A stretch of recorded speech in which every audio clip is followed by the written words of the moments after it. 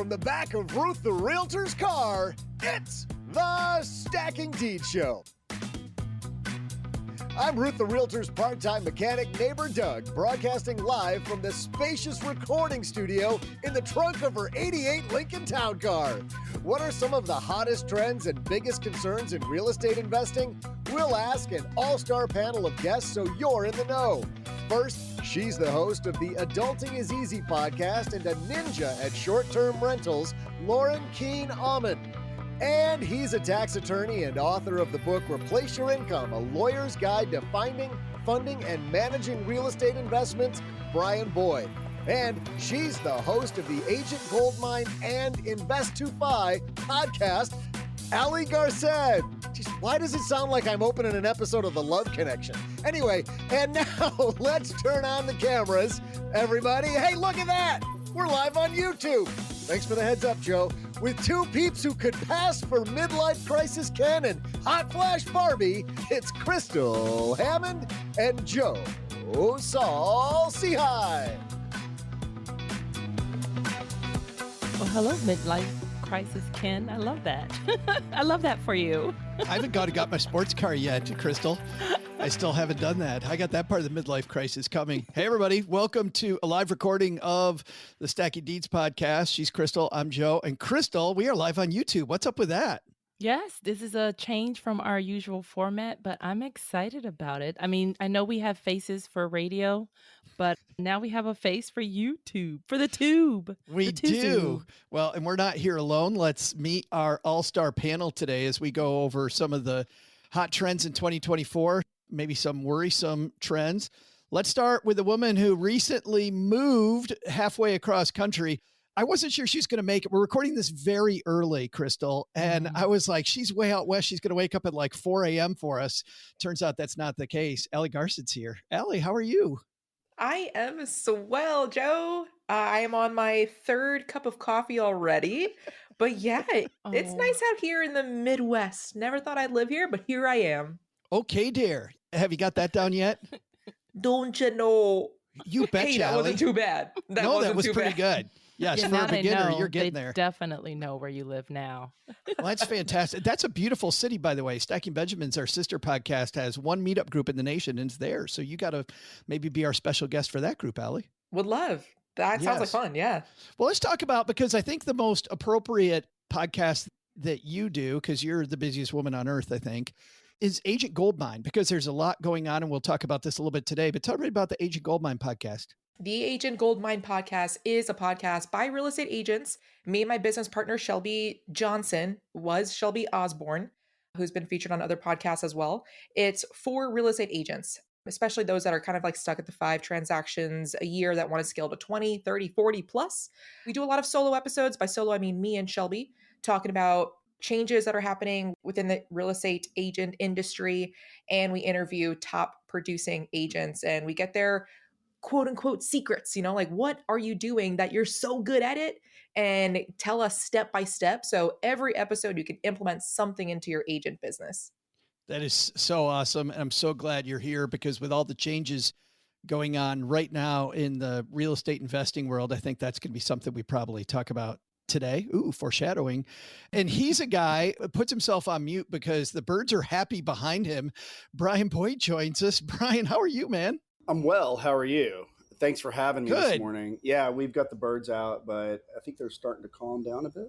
So I know they are. They were happy this morning. They were. Morale was high where you are. Yeah. Where are you at, Brian? I'm just south of Nashville in Franklin, Tennessee.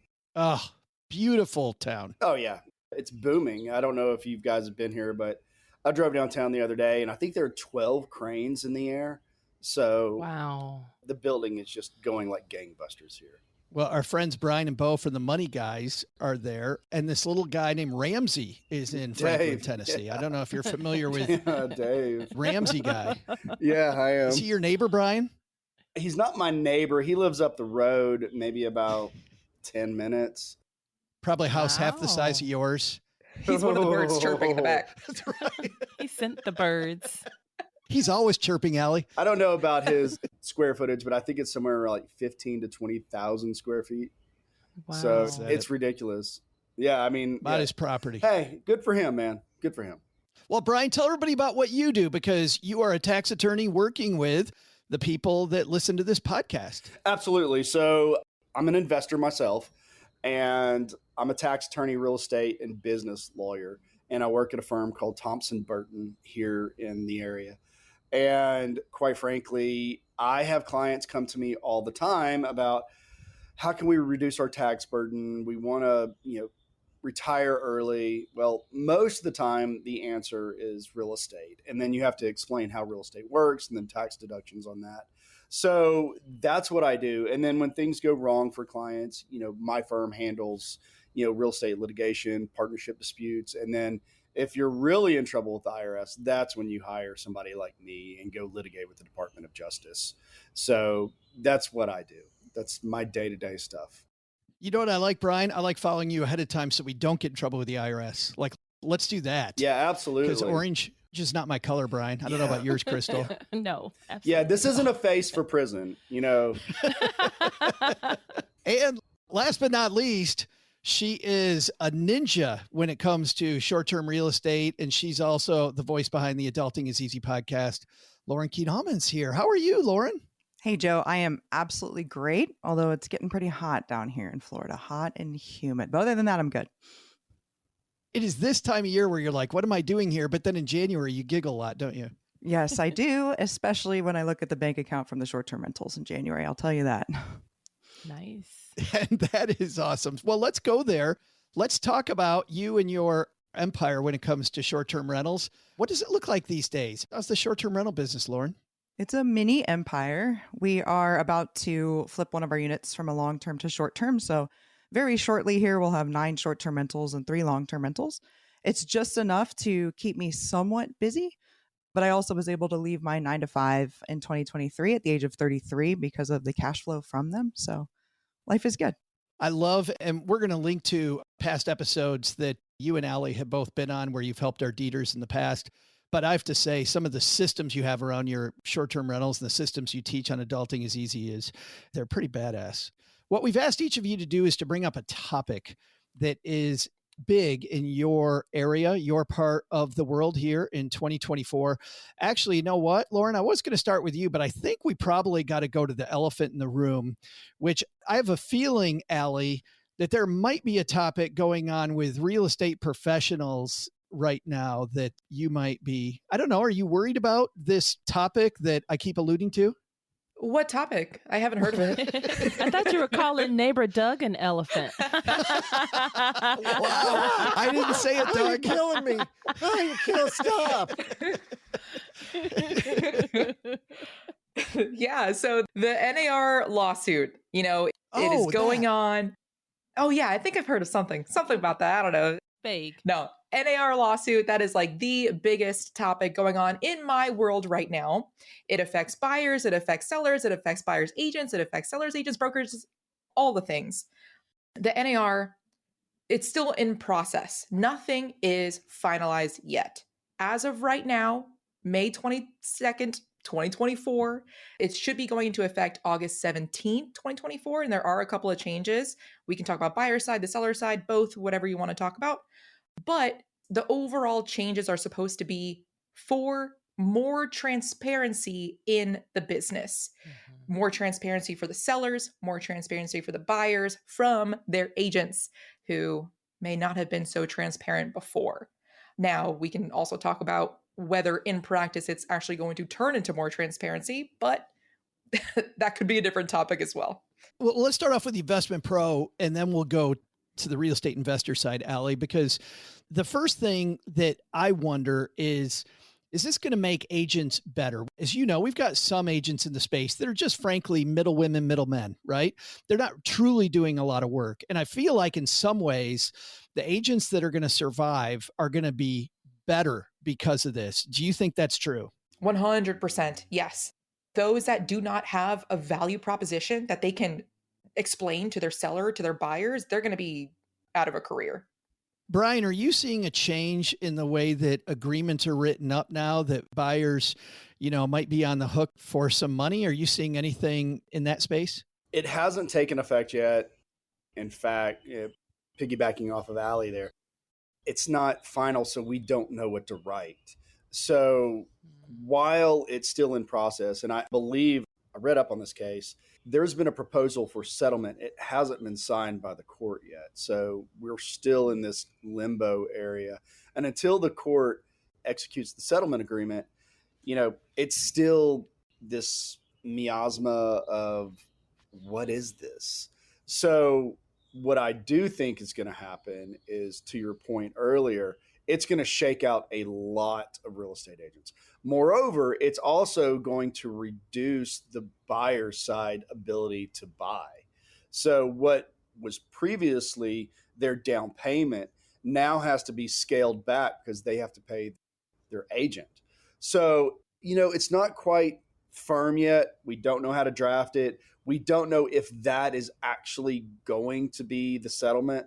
So until that comes forward, we just don't know. But when it does, believe me, the Association of Realtors in every state is going to be very busy rewriting those forms.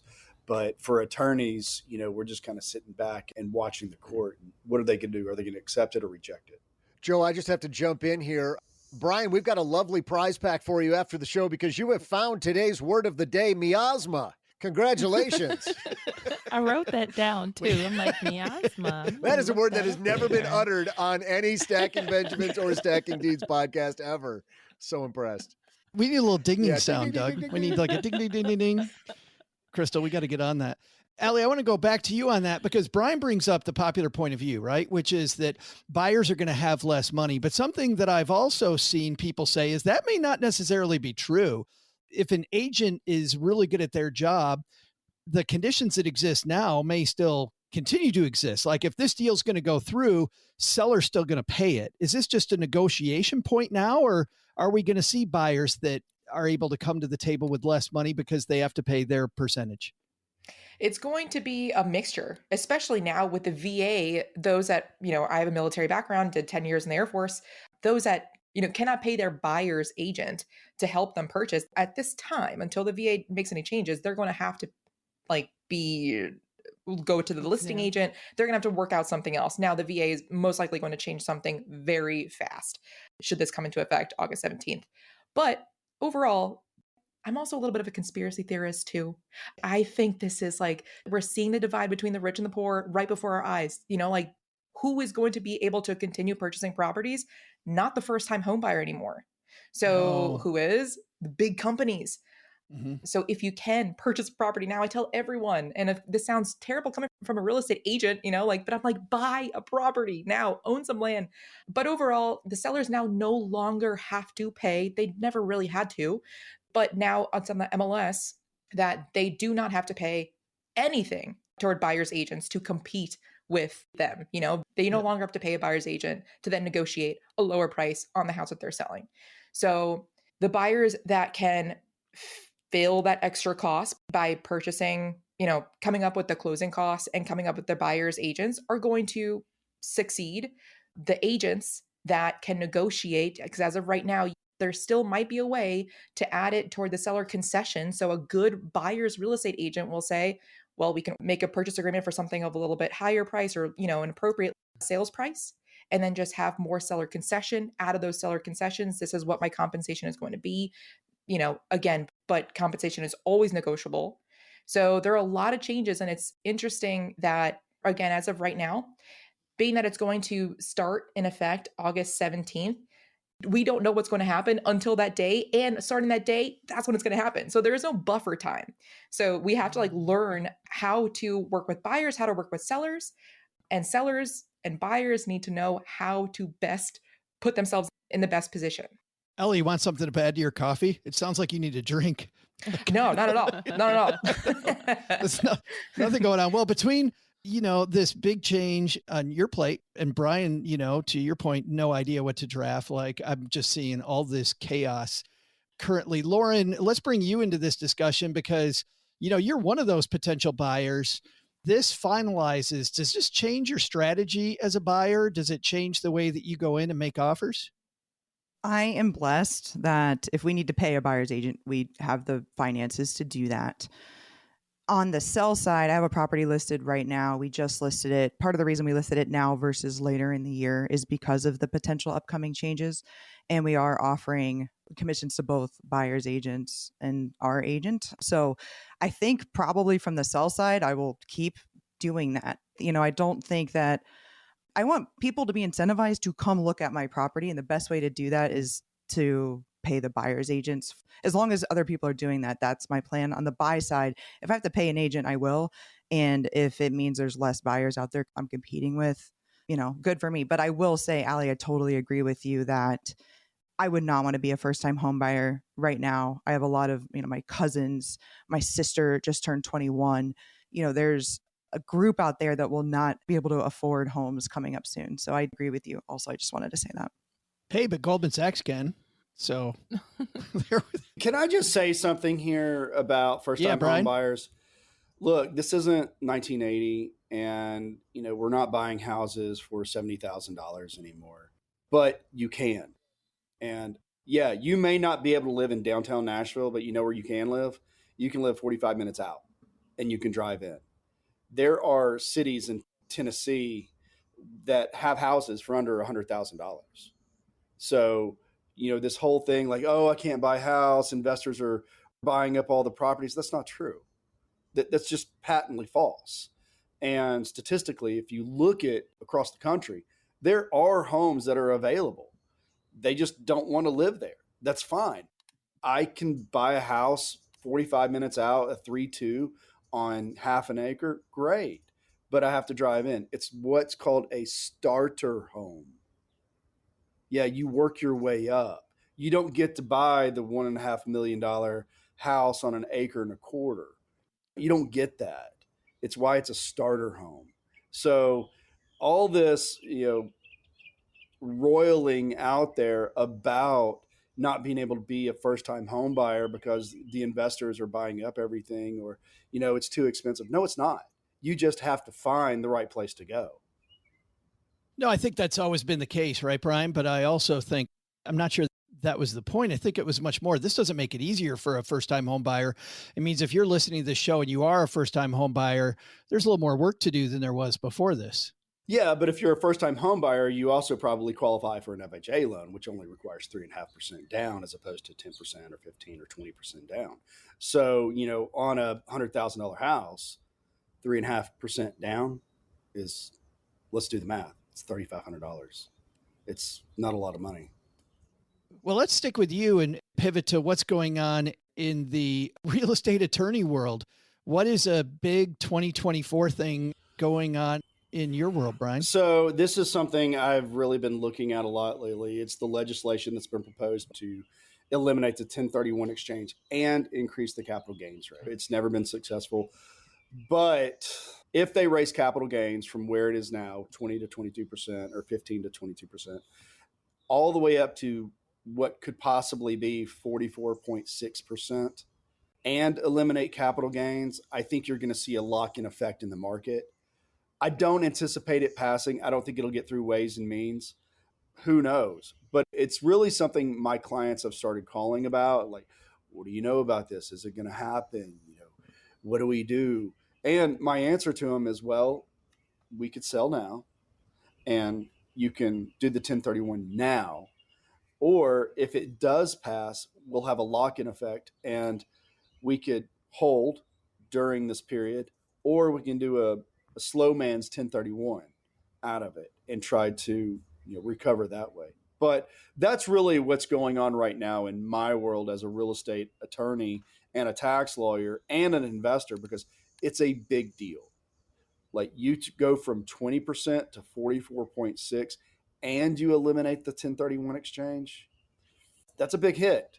And a lot of investors or even home buyers, this is their nest egg for retirement later on. So if you wipe out half of it with capital gains like that, it's substantial. It really is substantial.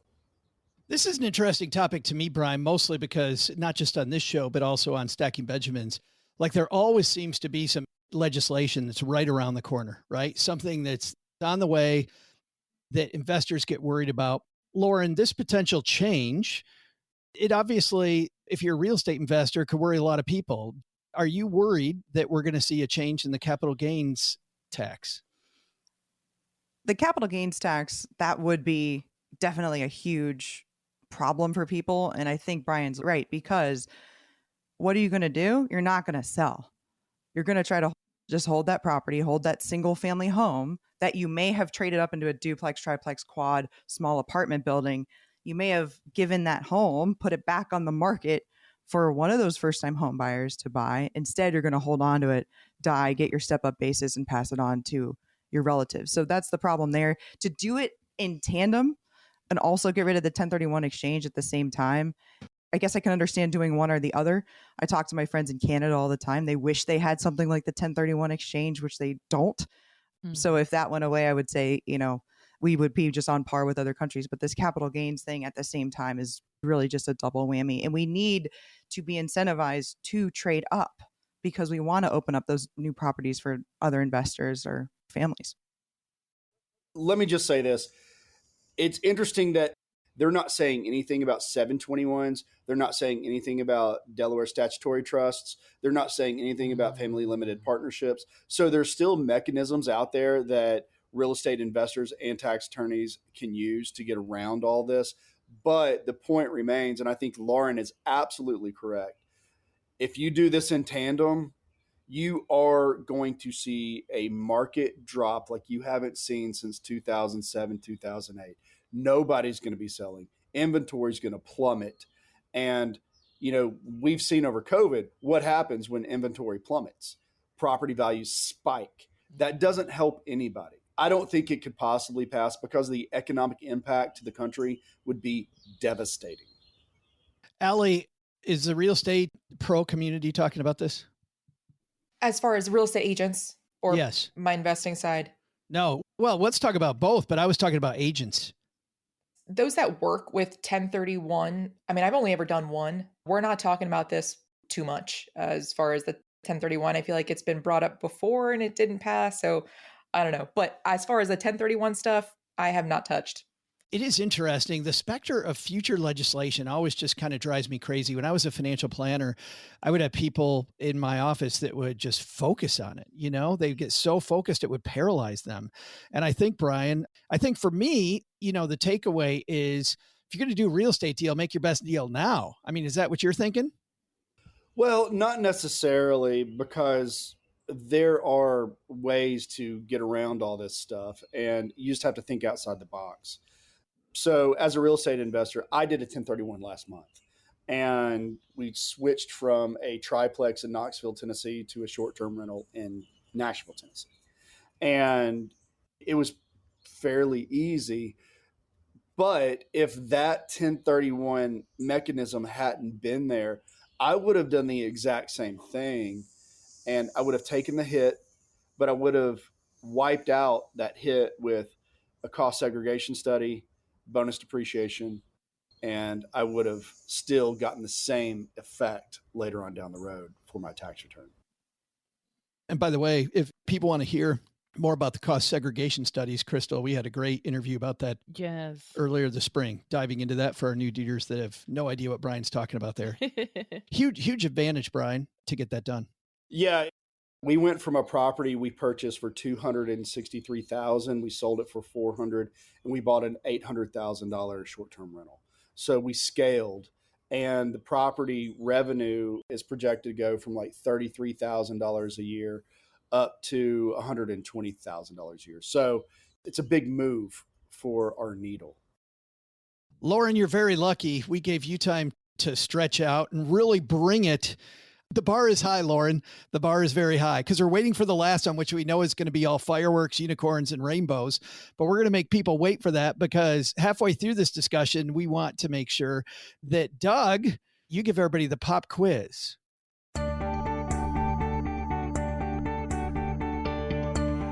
Everybody's favorite part of the show, Joe. Hey there, Deeters. I'm Ruth's wrench-wielding repair guru, neighbor Doug.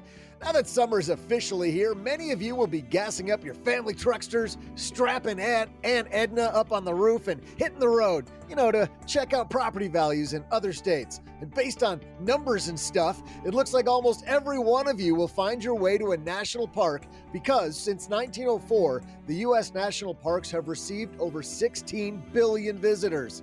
Lauren, I was thinking maybe like a nice 2-bedroom would look good next to Old Faithful. We'll talk later.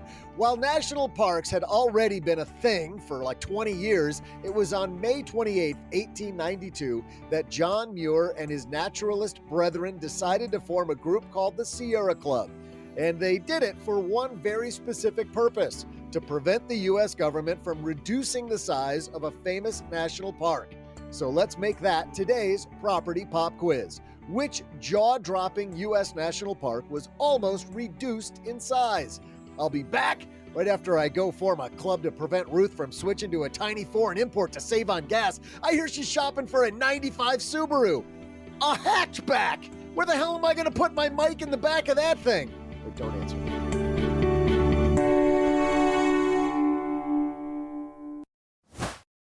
Crystal, we're talking with this brilliant team today about benefits, but one benefit that people can give themselves is better property management. And we've mentioned a ton of property management softwares that are out there, but let's give people 3 reasons why the one we're about to mention is different. First, software alone doesn't really solve your problem.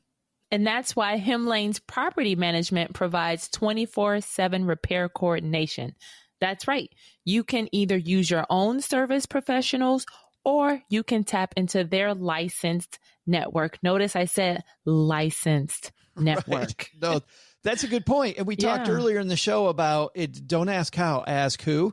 And Hemlane definitely knows who the who's are. Second, many of you are investing out of state.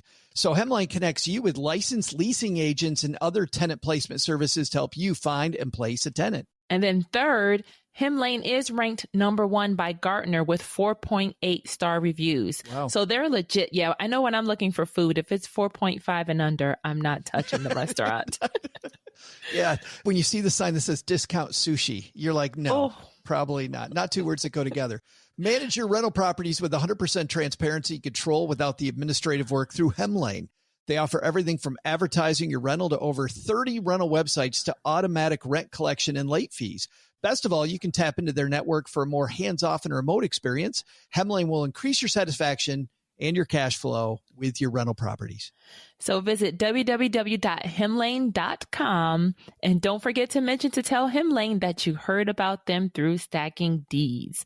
Hemlane will dramatically improve your property management. We talk about Hemlane because of the fact that we believe in them very much, to the point that we have an affiliate deal with them. So if you'd like to help the show and help yourself, make sure when you go to hemlane.com, you tell them what Crystal you just said. Yep. Please tell them Stacking Deeds. Sent you. We should have coordinated that.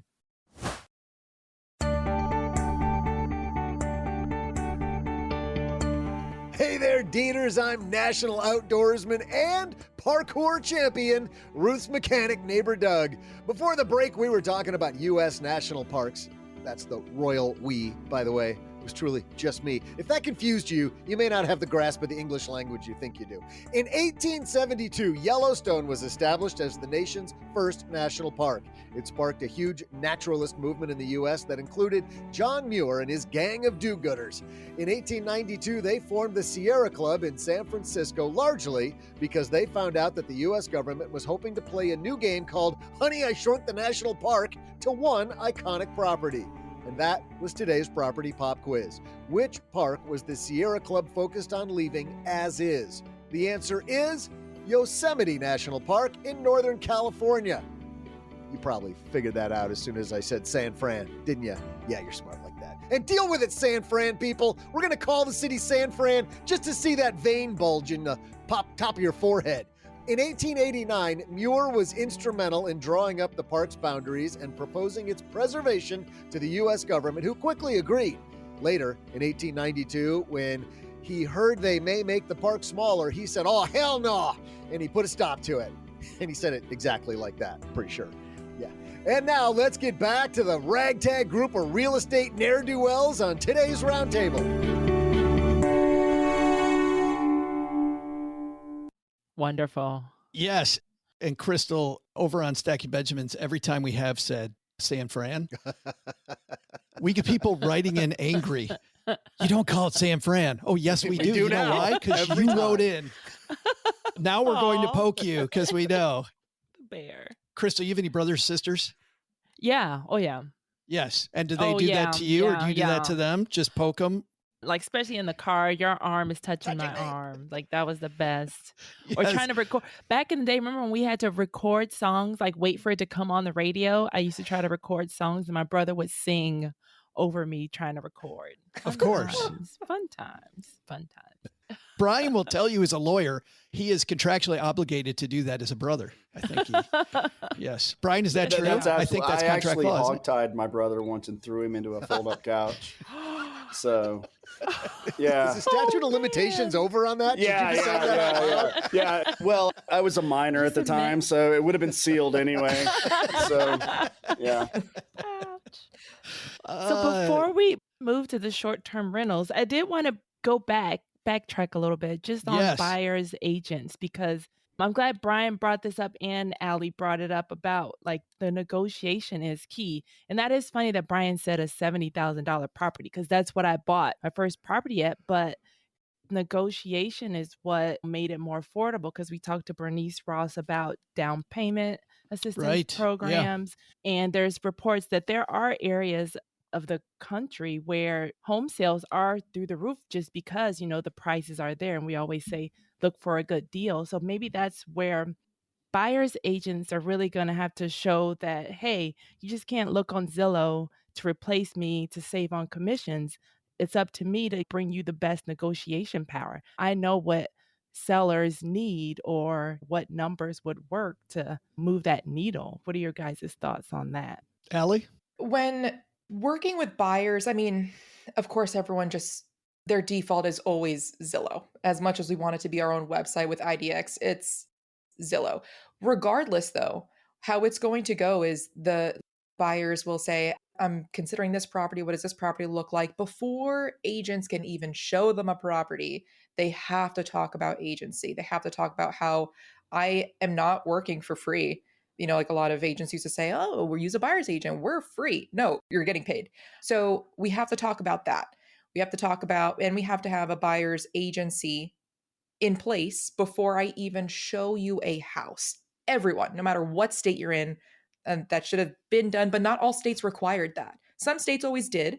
So before we go into that, buyers already know they're going to have a sit down with at least one agent and talk about, before I even view a house, how is the money going to work?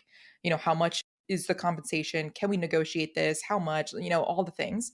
And then once they find a house, it's up to the buyer's agent to then call the listing agent, because otherwise, previously it would have been in the MLS saying seller will pay, you know, buyer's agent, say 3%. There is no standard. So now the buyer's agent will have to call the listing agent and say, is your seller compensating anything toward the buyer's agent?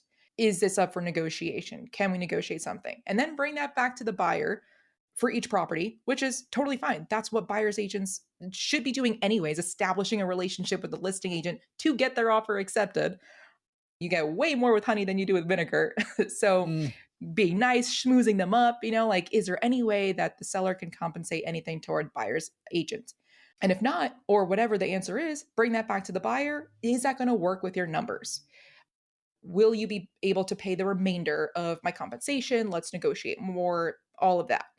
For investors that are maybe finding properties on Zillow or just have like one-offs, but do not yet have a relationship with a trusted agent that they like, a lot of states will be incorporating, if they don't already now, have a like one property showing. So it'll be one form saying, I know we're complete strangers. Let's see if we're a good fit, because you might not like me. I might not like you. It might not be a good fit. So let's just have a contract, not a contract, but an agency for one showing. I'll show you this one house on 123 Apple Street. And during that time, we'll talk about, you know, the house, we'll talk about my background, your background, and just see if we're a good fit. From Test there, drive. Yep, exactly. From there, we can talk about actually working together. And Allie, that would be for, because I think Some buyers are going to be thinking, well, I'm just going to go to the listing agent directly. But that's a situation where the listing agent would still need to sign that agreement with a potential buyer just for that one property, right? Exactly. Yes. And a lot of buyers might think, I'll just go to the listing agent instead. At that point, it becomes a dual agency. So a dual agency Right. is the agent no longer has the fiduciary duty to the client. Once an agent goes from representing either just a buyer or just a seller to being dual, representing both, the only thing they have to abide by is confidentiality. So, as a listing agent and a buyer comes up to me and says, "Hey, I don't want to pay for a buyer's agent. I'd rather just work with you directly." I no longer have all the fiduciary duties, which is like the reasonable care. I only have confidentiality. So, follow this down a couple of years down the road where I don't have to disclose everything. Of course, material fact, yes, but I don't have to disclose everything that I would have had I just worked with you as a buyer's agent only. That might end up in more lawsuits later on down the road because buyers didn't know what they were getting into because dual agency didn't need to disclose that.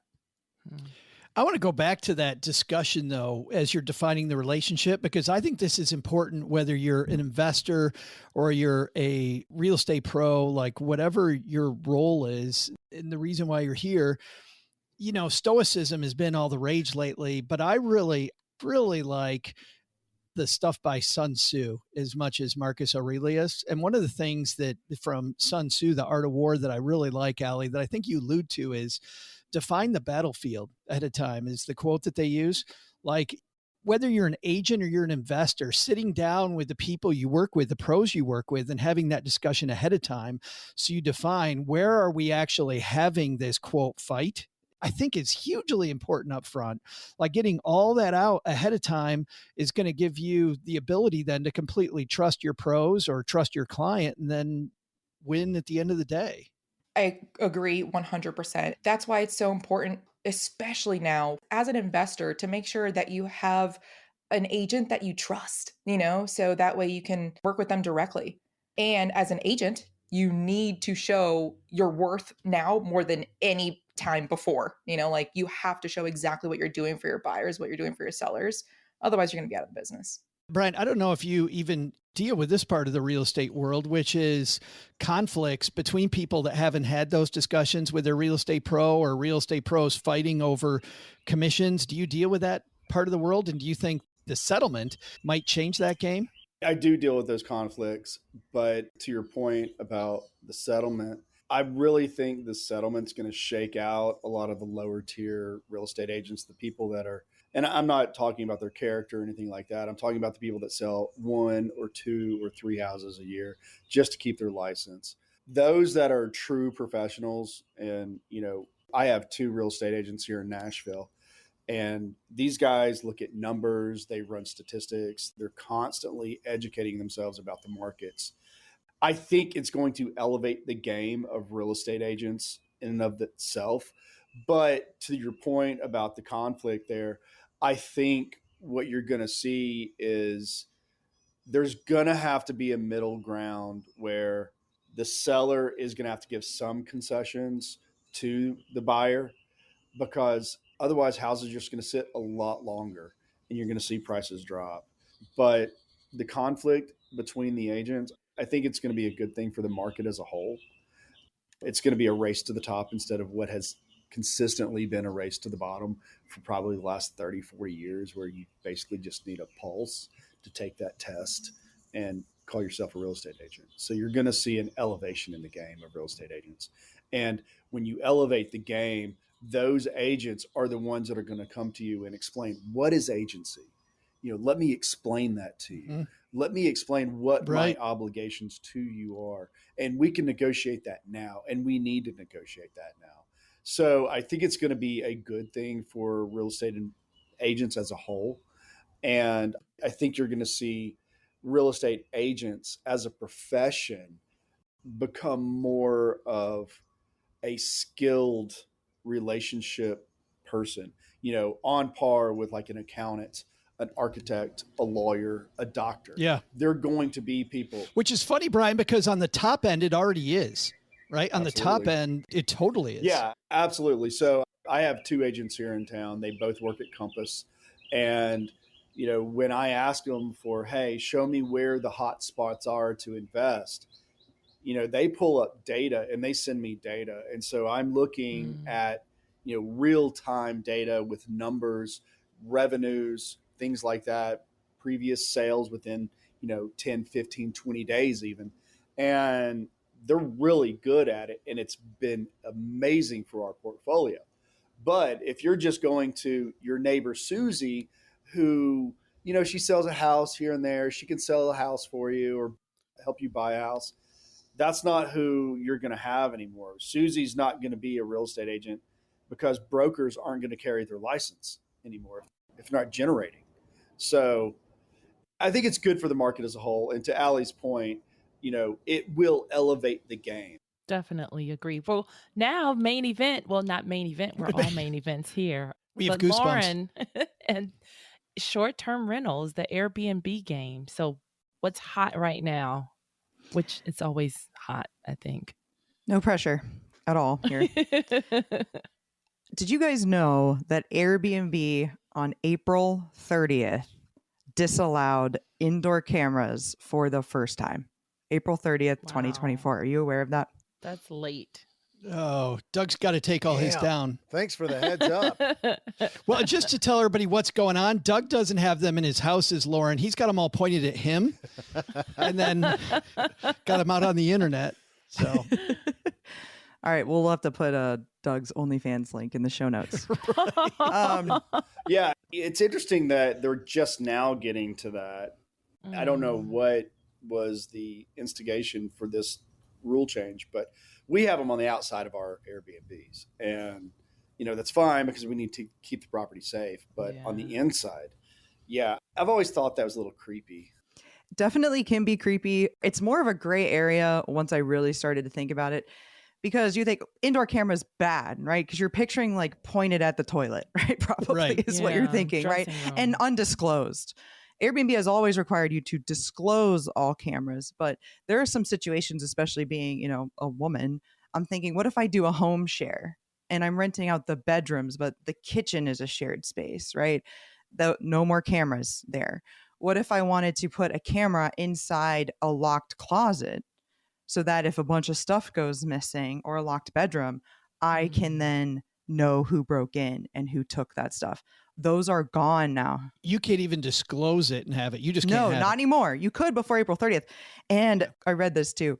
That includes disconnected cameras. You can't even have a camera in there that is unplugged, which I thought was really interesting. I guess because it might not be, right? But so anyways, that just happened. You always had to disclose, Brian. We have cameras at all of our short-term rentals as well, and we've disclosed every location of them.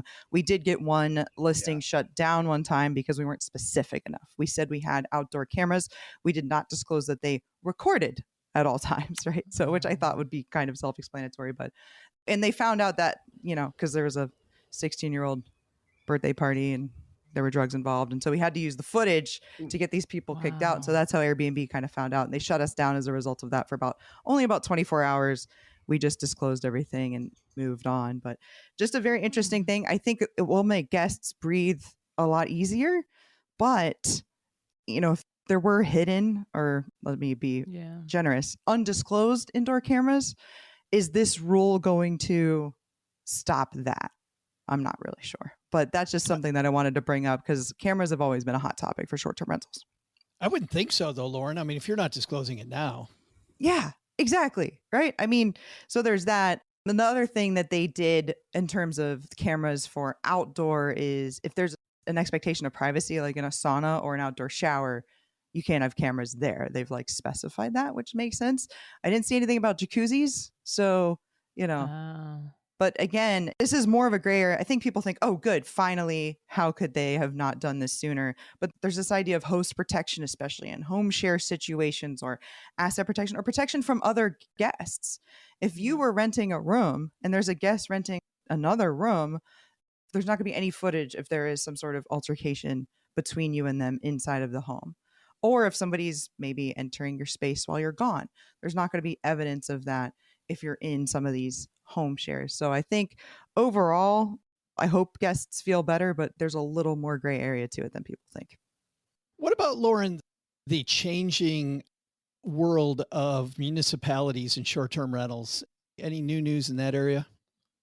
Yeah, I thought about making that my topic, but it's so location specific. Yeah.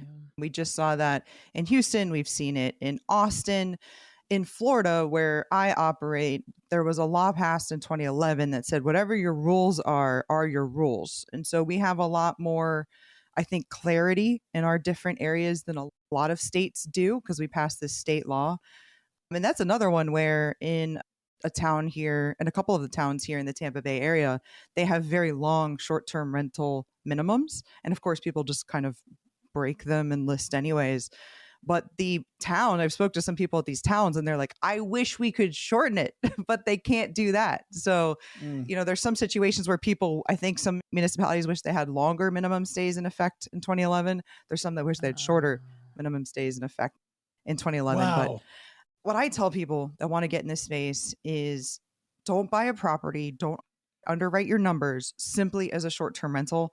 Have a backup plan other than selling as a long-term rental. At least make sure you break even. And I think that should pretty much, CYA for when municipalities change their rules. But I really don't think you should go in to a market on purpose that it's not allowed and decide to operate illegally and just kind of cross your fingers and hope that it becomes allowed. Boy, that's some good advice, Lauren. Yeah. That's a hot take right there. Do not operate illegally, Dieters. I was born in St. Petersburg, Florida, and the amount of people that I see in online Facebook groups that are like selling all of their furniture, like, can you believe the city shut me down? I'm like, yeah, 30-day minimum's always been that way. Like, why are you surprised? So. But it sounds like, I think the takeaway here is it's becoming more location dependent than ever. Some municipalities go one way and others go another way. Like if you're doing short-term rentals, you got to really be up on what's happening in your city. Yeah, you need to know, you need to get involved. If you are, I know, Allie, you probably are plugged into this. A lot of the real estate agents are very plugged into what is happening around. So if you have a good relationship with a real estate agent, they should also be the type of person that could tell you what's going on. Or your lawyer, Brian, I'll give you some props here. Perhaps you have a lawyer that's keeping up with some of this pending legislation and things like that. But that's very location specific. And if you have the backup plan, I think you'll be okay. It just depends too when you want to think about diversification. It's in investing, we want to diversify, right? We think about that with stocks all the time, but with real estate, you have to wonder, is it better to be diversified in these different areas so that if one municipality changes, I'm in okay shape? That means I just have one building. Maybe I've got to take from short term to long term, but then you're also diversifying your teams. You need a cleaner in all these different areas, handyman in all these different areas. And that's really important too. So that's just something to think about as well. Brian, do you work much with short-term rentals? Yeah. So everything from litigation with, local municipalities over those kind of code issues to, helping people set up their own short-term rentals, giving them the contracts, things like that. But we have 4 ourselves, so we're pretty well versed on it. We also have long-term, single-family, and multifamily. So like she was saying, we're diversified. But handling short-term rentals, it really is city-specific. Like you can see what's going on in Las Vegas, Clark County. There's massive litigation going on in federal court out there that the short-term rental owners are winning. And then you look at places like Dallas that, in December has eliminated. It's really interesting. But again, to Lauren's point, don't go into an area where they don't allow it. Yeah. Like, yeah. Another hot take. Well, the important thing is like you look at the tax code and under Treasury Reg 1.469-1T, the short-term rental loophole, it's 7 days or less. So if you go into an area that requires 30-day minimums, that's considered midterm, but it's actually long-term. It's how it's treated. But don't go into an area where it's not allowed. Then you're going to pay somebody like me and you're going to lose a lot of money because it's not a winnable position. It's just not. Don't be dumb. I want to go just around very quickly and get a very short answer from each of you on this, which is, I think another ongoing story we've had, the year plus, Crystal, that you and I have been doing this show, is the forest fire in office space, right? Rentals, office space, ownership. Ellie, let's start with you. Office space beginning to become an opportunity, or do we have a long way still to fall? I do not follow commercial. I don't invest personally. As an agent, I don't work with commercial. So I feel like I'm not qualified to talk about it. Just like I have hard no pass. idea. Nice job. Yeah. I'm going to go to Brian last because I think he may have a big take here. But Lauren, you've been following the commercial space at all? Only very tangentially. Commercial is so much more complicated than residential. And sometimes we talk about commercial as just large apartment buildings, anything or 5 and larger. But we're talking about commercial space in terms of retail or office space. Yeah. I think they've got a ways to fall. I think we haven't fully disrupted from the e-commerce perspective. I think the work from home trend is here to stay. I think there's a chance some of it bounces back. I mean, we're already seeing, some office to residential conversions and other uses for that space. So I think it's possible that there's an opportunity there. I think it's too much risk for somebody to get into right now that doesn't know a lot, like is not intimately familiar about commercial real estate and traffic flows and growth of the area, the local economy, what jobs are coming, what jobs are going, what's the socio-demographics of that area, socioeconomic demographics. Without having very, very deep understanding, it's not an area that I would get into right now. I know that conversion at first blush looks like such an opportunity, Lauren, but to your point, it's so much work. Yeah. I mean, everything The from details. Zoning laws to It's so much work. And my husband's a life safety engineer. So they do like the egress, so people don't burn up in buildings and stuff. And those office to residential conversions are very complicated from that perspective too, from what I've heard across the hall on phone. Brian, office space. Personally, I would invest in it. I think it's a great opportunity right now for REITs and syndication deals, especially where I am. Nashville is just exploding, and we've been exploding. And I've got clients that are, putting millions into that. But as a retail investor, I would stay away from it until prices stabilize a little bit more. I don't think we're going to see that stabilization until after the election. That's interesting though, Brian. What you're saying is for the bigger investor who's got deep pockets, they're getting in a little early because they know at some point this is coming back. Absolutely. And I think the work from home phase is going to transition out, and people are going to say, get back to the office. That's why we have an office. Or let me get out of the house. Yeah. Yeah. My wife is a field-based employee, so she's always had a home office, but me being an attorney, I can work from the house if I want to. But, we have like 3 offices. We have a Nashville office, a Franklin office, and a Huntsville office. And so they want us in the office, to meet with clients, to meet with the other attorneys. And, I think there's going to be a massive push to get back into the office. So until that stabilizes a little bit more, I would say as a retail investor, unless you have the money and you want to put it in now, I'd stay away from it. I love the fact you and Lauren both saying there might be easier ways to invest in other, closer to the vest opportunities. I think it's a great place for us to leave it today. Crystal, man, some great takes you guys had. Thank you so much for mentoring our Deeters. Let's find out what's going on with all of you because you guys always have such awesome stuff going on. Allie, let's start with you. What's something big you haven't disclosed anywhere else yet? That you can, this is like the big news for our Deeters. Yes. The big news, like in my business? In your business, on either the podcast, like what's something hot going on with Allie right now? Ice cream flavors. Oh, Haagen-Dazs coffee every time. That is Haagen-Dazs coffee, 100%. So I have moved to St. Paul. I'm getting my license here in Minneapolis, St. Paul. I'm starting a team out here of agents.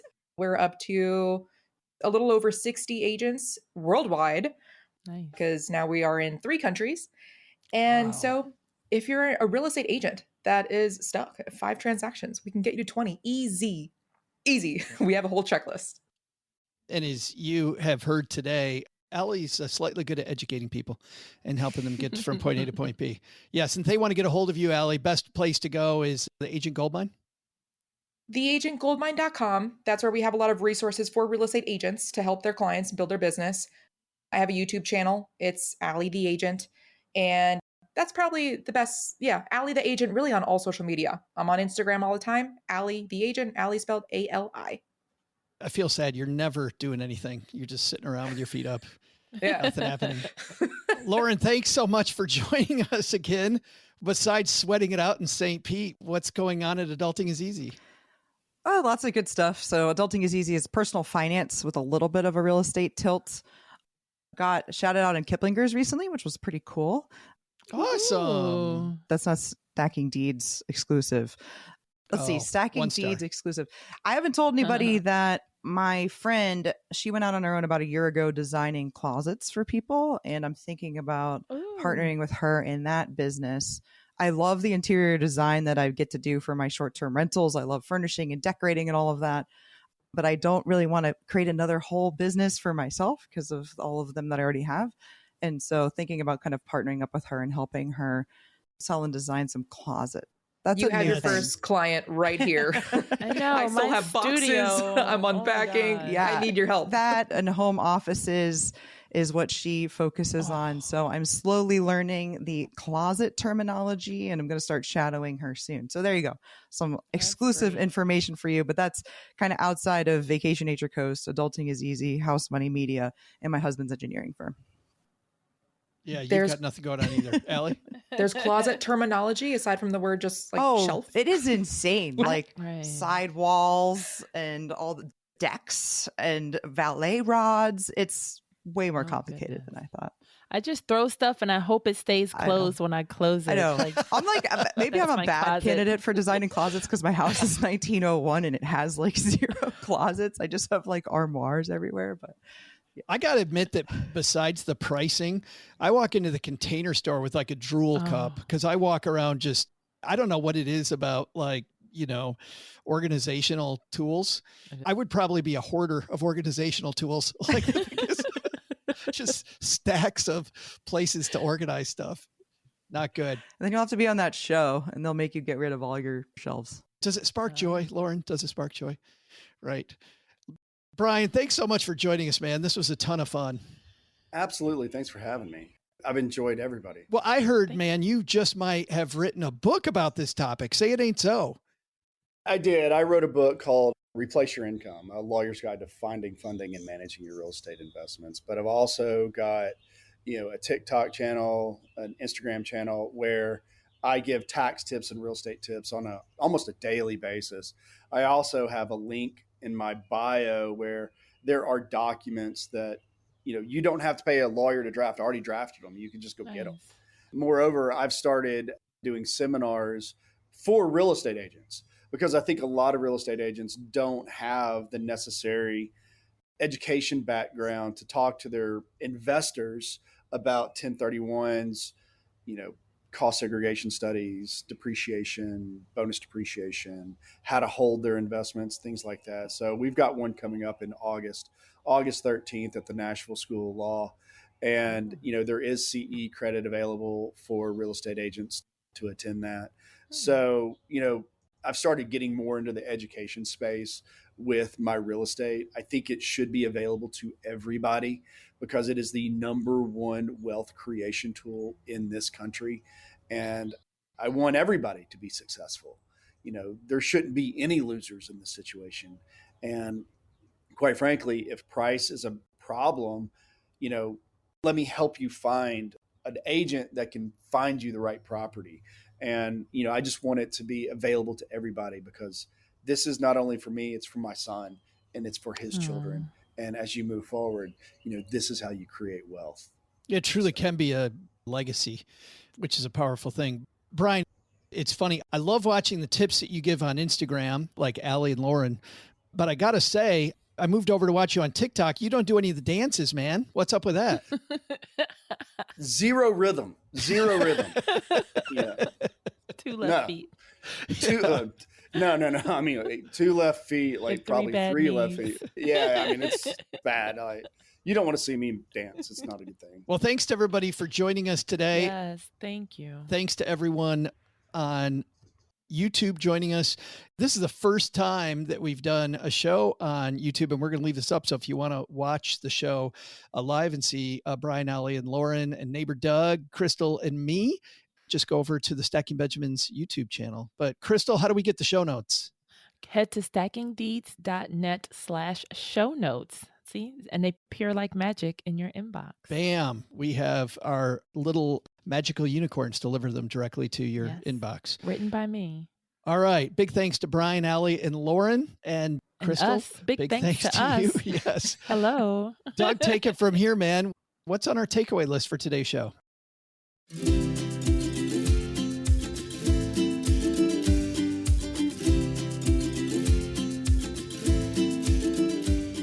So what should we do based on what we learned today? First, take some advice from Allie and Lauren. While the new changes in agent commissions are supposed to go into effect later in 2024, don't let that impact your investment plans. If you found a great property that fits into your portfolio, go for it. Second, while there may be some upcoming changes to tax law that might impact real estate investing, take this advice from Brian and Joe and always think creatively to get the best net impact on your real estate empire. But the big lesson? Just like national parks, when it comes to car trunks, bigger is always better. Hey, Ruth, let's take a look at that 61 Continental over there. I could fit a dance floor in that trunk. Thanks to Lauren Keen Aumond for joining us today. You can find out more about her show, Adulting is Easy, wherever you're listening to us right now. Thanks also to Brian Boyd for joining us. Check out his hot new book, Replace Your Income, A Lawyer's Guide to Finding, Funding, and Managing Real Estate Investments, wherever hot new books are sold. And because we saved the best for last, thanks to Allie Garced for joining us. Find our friend Allie at the Agent Goldmine podcast if you're in the biz, wherever top podcasts are found, like this one. Hey, you know what? Of course, we'll link to everyone in our show notes at stackingdeeds.net/show notes. I'm Joe's mom's neighbor Doug saying, may your property lines be straight and the numbers in your rent checks be crooked and full of commas. We'll see you back here next time on Stacking Deeds.